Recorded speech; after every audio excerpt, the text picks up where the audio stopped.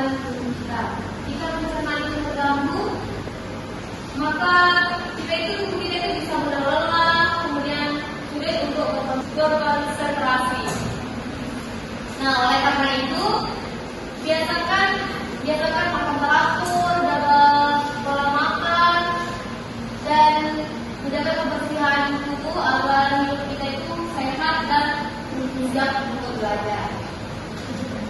Sebelumnya itu tujuan pembelajaran kita pada siang hari ini yaitu agar kita itu mampu menjelaskan perbedaan pencernaan secara mekanik dan kimiawi, kemudian mampu mengidentifikasi organ serta enzim yang berperan dalam proses pencernaan dan memahami bagaimana makanan diubah menjadi zat lebih sederhana agar dapat diserap oleh tubuh. Nah, di sini ada fenomena di mana nasi itu setelah dikunyah lama itu nanti akan merasa manis. Coba kalian pikirkan kenapa dia bisa manis? Nasi yang dikunyah lama itu kenapa dia bisa manis setelah dikunyah lama? Ada yang mau nanya? Nah, dari pertanyaan tersebut kita akan mengarah pada dua konsep utama dalam pencernaan, yaitu pencernaan mekanik dan kimiawi. Pertama di sini adalah pencernaan mekanik. Pencernaan mekanik ini adalah proses penghancuran makanan secara fisik tanpa mengubah zat kimianya. Nah, contohnya itu saat kita mengunyah di gigi, lalu makanan itu didorong oleh gerakan otot ke kerongkongan, kemudian diaduk di dalam lambung. Dan di sini ada proses mekanik dalam organ, yaitu di mulut itu gigi berfungsi untuk menghancurkan makanan.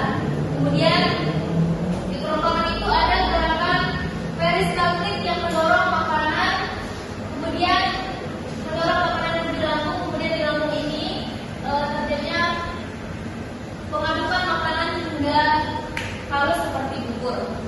Nah, selanjutnya di sini ada proses pencernaan kimiawi. Berbeda dengan mekanik, pencernaan kimiawi ini melibatkan enzim yang mengubah zat makanan menjadi bentuk yang lebih sederhana. Kemudian enzim pencernaannya itu di dalam tubuh kita itu terdapat berbagai enzim, yaitu di dalam mulut ada enzim amilase, yaitu untuk memecah karbohidrat menjadi gula sederhana. Kemudian di lambung ini ada enzim peptid untuk memecah makanan itu menjadi protein. Kemudian di usus halus terdapat enzim trypsin dan lipase, yaitu untuk membantu mencerna protein dan lemak. Nah, kemudian ini adalah perbedaan mekanik dan kimiawi. Perbedaannya itu adalah pencernaan mekanik ini terjadi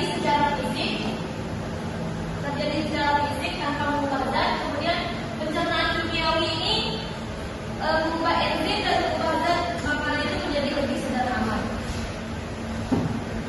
Hubungan mekanik dan kimiawi. Nah, kedua ini hubungan mekanik dan kimiawi ini saling berhubungan.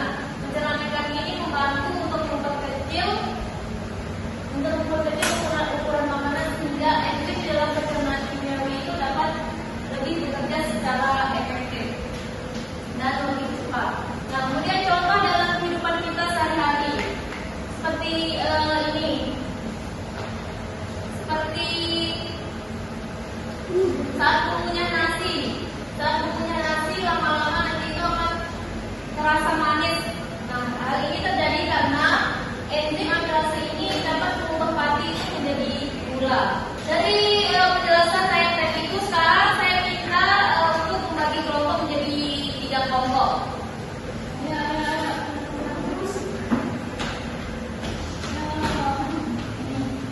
Oke, saya bagikan. Ini kelompok 1, kelompok 2, dan kelompok 3. Nanti setiap kelompok itu mencari informasi dari buku atau sumber manapun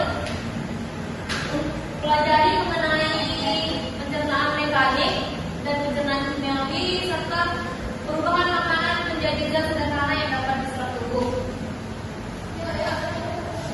Nah, setelah kalian mencari, nanti kalian diskusikan hasil penyelidikan dan menyusun tabel pencernaan berdasarkan organ pencernaan, jenis proses, enzim yang berperan dan hasil pencernaan.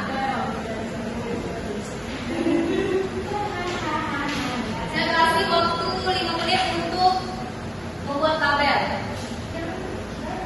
Ayo, perwakilan satu kelompok yang maju untuk mempresentasikan hasil diskusi kalian.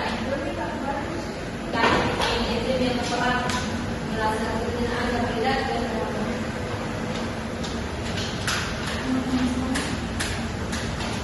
di sini organ pencernaan itu mulut, jenis prosesnya itu mekanik dan kimiawi, terus enzim yang berperan amilase, terus pencernaannya karbohidrat menjadi gula sederhana atau makrosa,